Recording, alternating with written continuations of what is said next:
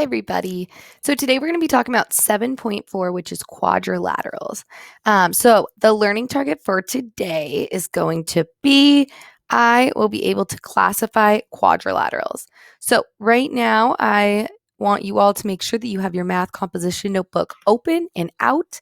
It's going to be very important that you take really good notes for this section because they're going to help you a lot with the assignment. Okay, let's get started.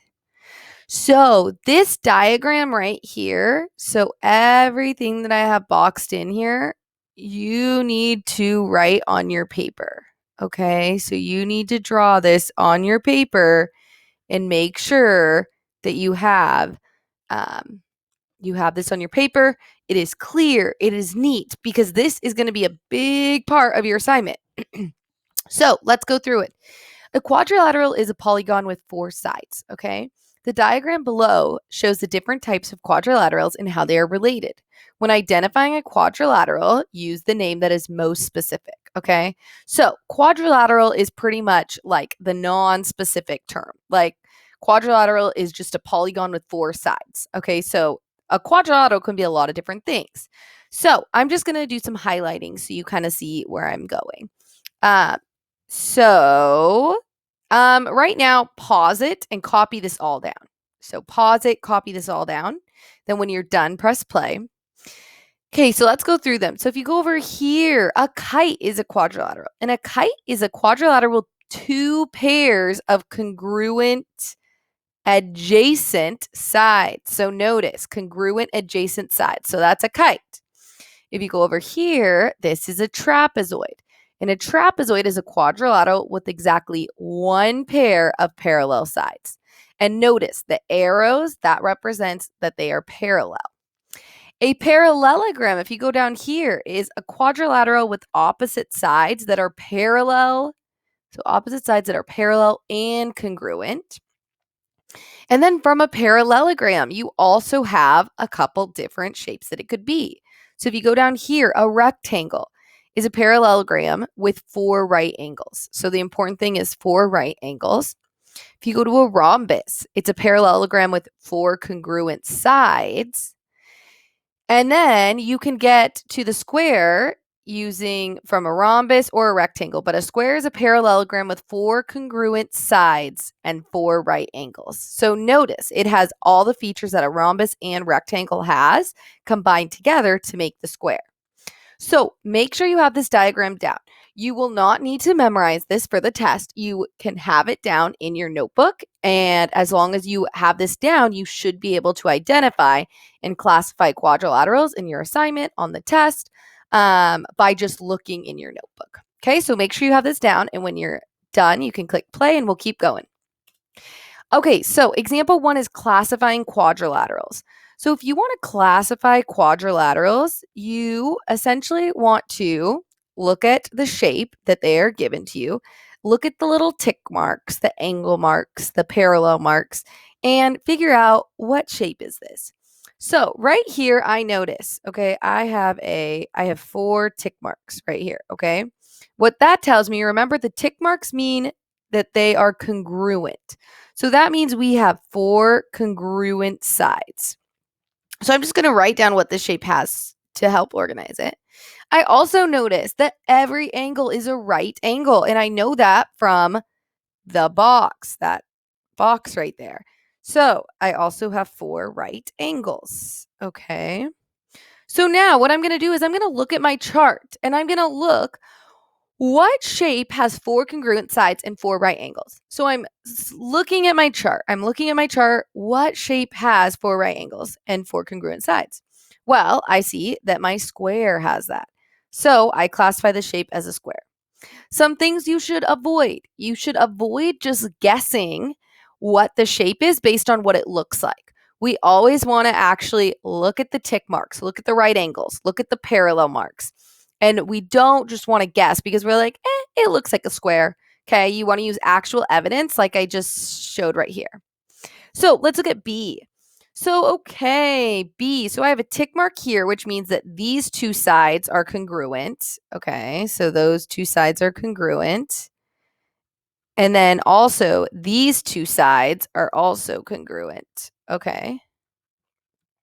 So, how I would explain this, well, another thing is that these are adjacent to each other. So, these are two pairs of congruent adjacent sides. And notice the opposite sides, so opposite, opposite, are not congruent, okay? Opposite sides, not congruent. And the reason I know that is because if they were congruent, they would all have just one tick mark. So the fact that there's one tick marks here means those are congruent. And then the fact that there's two tick marks here means that those two are congruent. But those are not the same as the one tick marks. Okay, so I'm going to look at my flow chart and I'm going to see what shape has two pairs of congruent adjacent sides and opposite sides that are not congruent. Well, I see that that is a kite. So I classify this shape as a kite.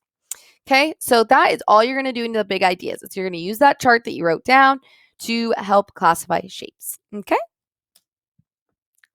Okay, so a key idea. You need to write this whole thing down, please. Sum of the angle measures of a quadrilateral. So yesterday we talked about a triangle, the sum of angle measures of a triangle. And that was x plus y plus z equals 180. Well, now we have a shape that has four sides, okay? So what this is going to be is all the angles. So the sum of the angle measures of a quadrilateral is 360. And what that means is each angle in this quadrilateral, if you add them all together, it should always equal 360. So the equations you're going to set up to solve for missing angle measurements in a quadrilateral is going to look like this. All four angles added together equals 360. Okay, so make sure you have this written down, and then we'll move on. Okay, so let's talk about finding an angle measure of a quadrilateral. Well, it says find the value of x. So what I am going to do is I'm going to remember my setup, which is w plus x plus y plus z equals 360. So, because remember, all the angle measurements of a quadrilateral equal 160. So now I'm literally just going to add these all together. So I'm going to put 115 degrees plus. We don't know what x is. So I put x plus 75 plus 70. Okay, equals 360. Now, what I'm going to do is I'm going to combine my like terms. Now, remember what like terms are. Well, it's all the numbers. So I'm going to do 115 plus 75 plus 70. That's going to give me 260 plus x, because I don't know the x value, equals 360. From there, it just becomes an algebra problem. What do I need to do to both sides to isolate the x? Well, I'm going to subtract 260 from both sides. And that's going to give me x equals, and then I need to figure out what 360 minus 260 is, which is 100 degrees. Okay. And then if I want to check my work, what I could do in my calculator is plug in 100 for this x value right here, 100 degrees, and then add them all together. So in my calculator, go 115 plus 100 plus 70 plus 75. And I get 360, so I know I'm right because quadrilaterals, all the angles must add up to 360. Okay, so that's how we find missing angle measurements of a quadrilateral. Okay, constructing a quadrilateral. So when we construct a quadrilateral, I want you to copy down these steps for the big ideas assignment. So first, you're going to draw a line, just a straight line.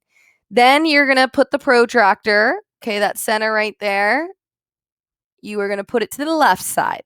And then you're going to use the inner numbers, and you are going to draw a 60-degree angle. So up to 60. Then you're going to move it over to a right side, to the right side, and you're going to use the outer numbers. Okay, so outer numbers, inner numbers, outer numbers, and you go all the way up to 120, which is right here. And you make a tick mark, draw a line, and then you literally just have to draw the remaining side. And you can draw that however you would like. And remember that with a parallelogram, both pairs of opposite sides are both parallel and congruent. So make sure you use those tick marks. And again, just a reminder on big ideas, they pretty much just have you measure with the protractor to pick which diagram it's going to be. So again, just make sure you have these steps written down, and then on big ideas, you can kind of play around with it and learn a little bit more how to use a protractor. Okay, so that is it for quadrilaterals. Make sure you have these down.